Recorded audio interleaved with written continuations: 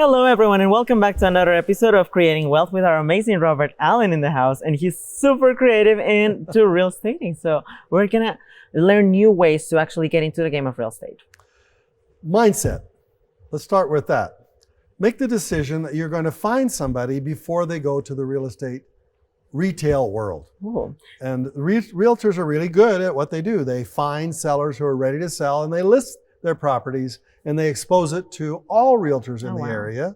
And every realtor who represents an investor who is means that all eyes are on one spot, and that's the multiple listing service. Yeah. You need to be there before they get to the multiple listing service, or you need to have a really good realtor who is there as soon as a property is listed so that they can jump on it. They pounce on it before everybody else pounces. And they have been trained to do that. And in some of my really close buddies, they have two ways. One of them is they only deal with realtors. Mm-hmm. And they have really good realtors who find great deals that get listed. And I have another one of my really great friends who never deals with realtors. Oh. Only deals with properties before they get to the real estate marketplace. So what are some of those tools then that you use for finding those deals before they hit the market? Yeah, the realtor market is easy because it's all listed. And it's all online, and you can research every property that's available publicly. You want it to be not public. So there are some ways that you can go before they get to the real estate world. I'm going to call that the retail world. And that is going to places where it does become public, but it's not yet been listed for sale. So you can go to the county courthouse, and I can find people who have problems, divorces, liens filed against them, bankruptcies, and things of that nature. And there is a list that you can buy. And you can buy the list, and there are several sources where you can get it. I won't tell you what I use, but just go online and figure it out.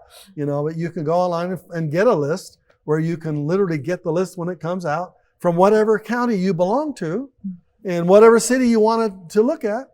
And you can get this list, and you can find sellers who have problems, and you can send them letters, or you can call them. You can do something what we call skip tracing. Now this goes a little deeper, where skip tracing means you can get the literal telephone number of the owner of a property who has problems with their properties that have been publicly listed. And therefore, by paying a few cents, usually 10, 20 cents per telephone number, you can text these people and just say, I'm a buyer. I know that you might have some challenges with your property. If you want to sell, call me. We can close quickly. We can solve your problem. Take this headache off your shoulders. And you text them. And you text 100 people, you're going to get some responses. And so there's an investment. There's an investment of getting the names of the company that will sell you these names in advance, and everybody's going to get that list. And if you skip trace it and go one more step further, then you can get the telephone number, and then you get there first. And the real point is you got to get there first. And for many of them, realtors, they are contacting people all over the place trying to get there first and get their listing first. But these are problem properties, and they really don't want to be listed per se. They're embarrassed about their problems, so you want to solve them. Now, these are publicly listed places where anybody can see them. You really want to go one step earlier. Oh. You want to be when nobody knows that they're behind in their mortgages. And that's a step before foreclosure, which is called pre-foreclosure. And foreclosures is one area where you focus on. So let's focus on that for just a minute. Foreclosures have several steps. There's pre-foreclosure. That means before the bank notifies the seller that they are in default. And as soon as they send a letter to that seller, and you are in default, it's public. Everybody knows. You want to be there. You got to be one step Exactly. before. I want to be where the seller is one payment behind, 2 payments behind, 3 payments behind. The the bank is being, a little gentle, letting them know you're going to catch up. And sometimes the seller realizes, I'm never going to catch up. I need to get out of here. And I'm now 90 days away from losing everything. Oh no. So you step in and say, you're 90 days away from losing everything. However, if you want to sell right now, I can save you some of your equity. I can pay you some of your equity. And I'm an investor. I obviously want to win too. And therefore I can clean your credit and pay you some money, send you off your way and make you happy. That's the that's the notice of default stage. That's after the pre-foreclosure. Then there's the foreclosure stage, going to the county courthouse steps and bidding on the property 90 days from there. And then there's after the foreclosure. There are 4 stages. What you want to do is to be in the pre-foreclosure stage before even the bank knows. Bank technically will know you're in default, but they haven't noticed anybody yet. And so in the foreclosure stages, how do you find a person who hasn't made their monthly payment? How do you know? Is it even legal to know that information? Because it's tied up to their credit. Not really. Oh. No, because the bank is not legally allowed to let you know that they are in default, technically. No, so how would I know? Well, that's where you have to do your homework. You have to spread the word out that you are a solver of real estate problems. You're going to put it on your business card. You're going to tell everybody you know. You're going to plant your seed everywhere you can. You're going to say, I'm a buyer. Because eventually somebody who is having a problem is going to share that with somebody they know. And that person is going to say, you know, I bumped into a guy at a party the other night and he seemed like a really honest guy or gal. You know, you ought to give him a call. You know, maybe this would help you solve your problem. It's networking, you know, and this is something that takes time and effort. And you plant lots of seeds. And sometimes you plant 1,000 seeds, 1,000 cards, and they start to bear fruit. You know, once a week, twice a week, you start getting these calls from people eventually coming. Maybe they're not even having a problem when you give them your card, but maybe 2 months from now they have a problem and they realize, hey, I just networked with this person. So that's one way you could find a pre-foreclosure. And it's really cool that you are actually building your own network. I feel like real estate is kind of like your own business, and you need to take care of it by actually going out there and looking for those opportunities that you actually want for getting the deals with those amazing people. Networking is 2 things. I'm networking for deals. Somebody who needs to sell is willing to be flexible. And then I'm networking for money. I'm somebody who has the money but doesn't know how to find the deals. So anytime in any conversation you have with somebody, I'm a deal maker. You know, you want any deals? Or I'm a deal maker. Do you have a deal you want to sell me? And you just let it be known that you're the guy that can bring the parties together, and you're a deal maker. You're a rain maker. Want some rain? I can bring it. Can make it rain. Exactly. So when it comes to making all of these deals, I know that sometimes realtors, they can be really pushy and they can go all the way to the seller and be like, nope, I'm going to take care of your listing. Let me take care of that. What are some other ways that you can beat the realtors' offers on getting the listing on the MLS, whereas you, in your case, would be getting that? Well, if the property is listed, that's too late, you know. Then you have to be able to negotiate with the realtor so you can visit with that seller, which the realtor does not like.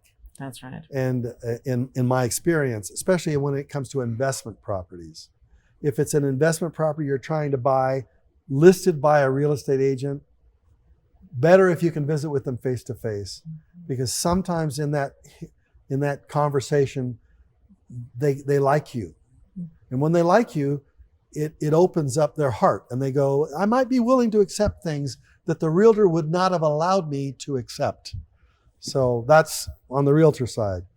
On the finding a pre-foreclosure, let's go in another arena. Let's go to another way of finding a property before it gets to the realtor, before it gets to the retail space. So I've said before many times, you need a buying farm.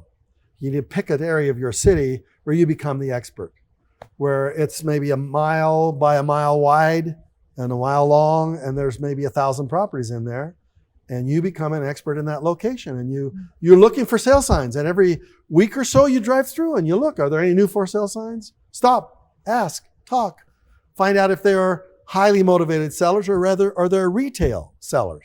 A retail seller is a person who wants the most they can get. They've been trained by the realtor to expect a high price, to expect a strong buyer, and they've been ruined by the realtor, Oh, no. if I can be blunt. I don't want to cast the aspersions on realtors. I was a realtor myself for a couple of years. I know the game. I know what it's like. But generally speaking, the real estate industry is not investment minded.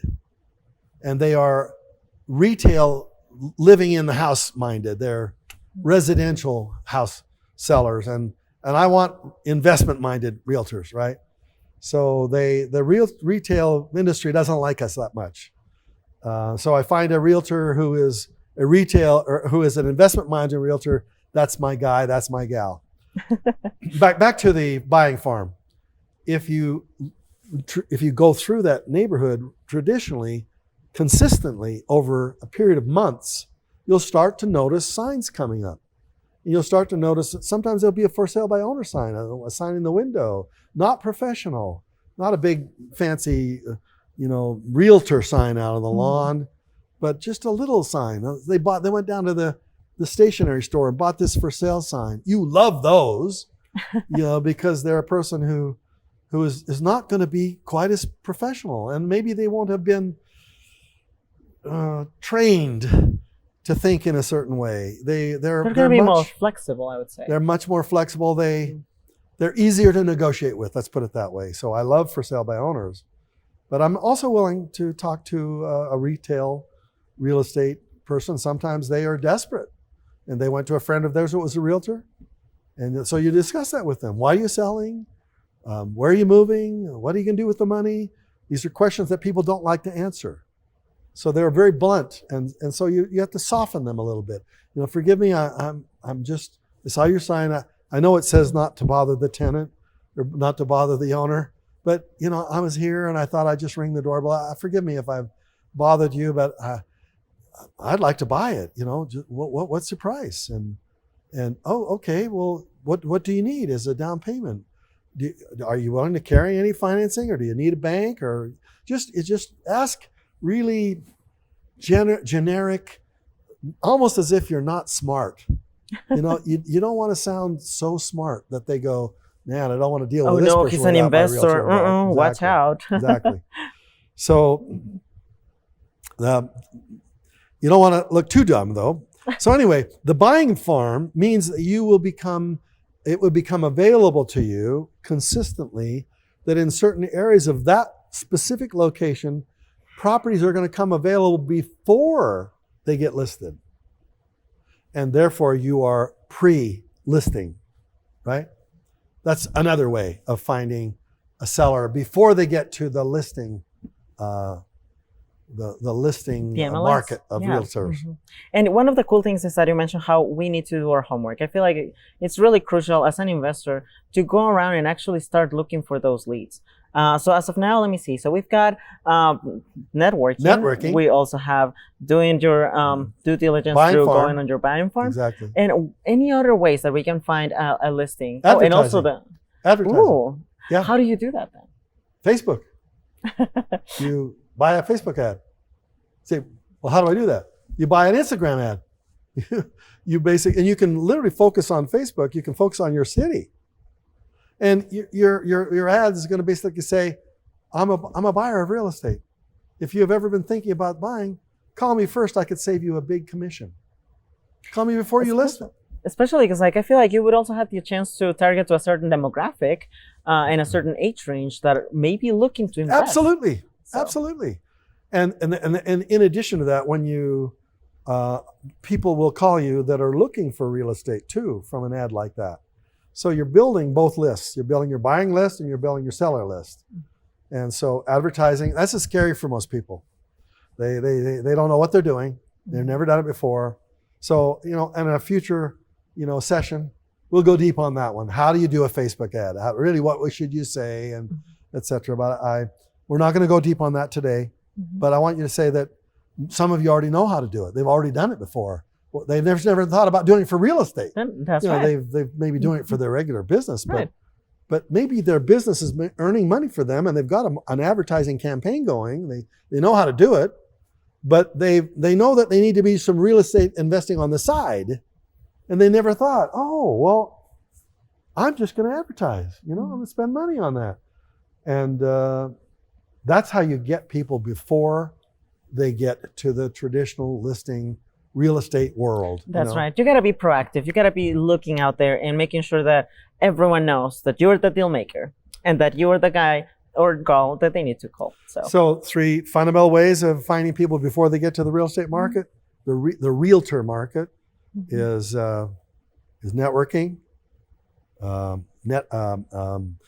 buying farm, and advertising. And these 3 fundamental ways are going to find you ways of doing that. Let me give you one more. Oh. Okay. So banks don't want to buy your real estate back. They don't want to take it back.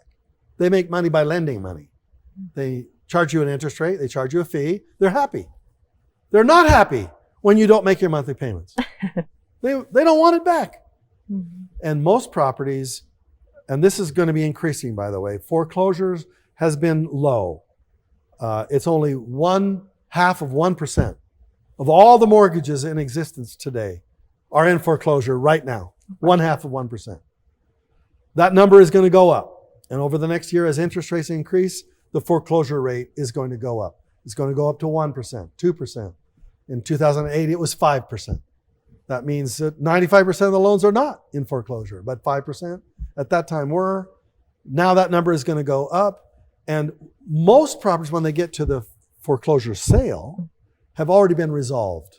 Oh, wow. Sometimes when they come to the foreclosure sale and the bank is saying, we don't want this property, we want the world to buy it, at the foreclosure sale, when the market is hot, then somebody's there to buy it. And the bank gets their loan solved, and their payments are all brought up current, and their fees are current, and therefore they're out and they're happy. Mm-hmm. But as this rate increases, more and more properties will go back to the bank. Now, this is where you need to do some deep networking. And this is the person you want to network with. That's a bank officer who has been assigned to get rid of the properties that the bank has taken back from foreclosure. Properties that have been taken back through a process of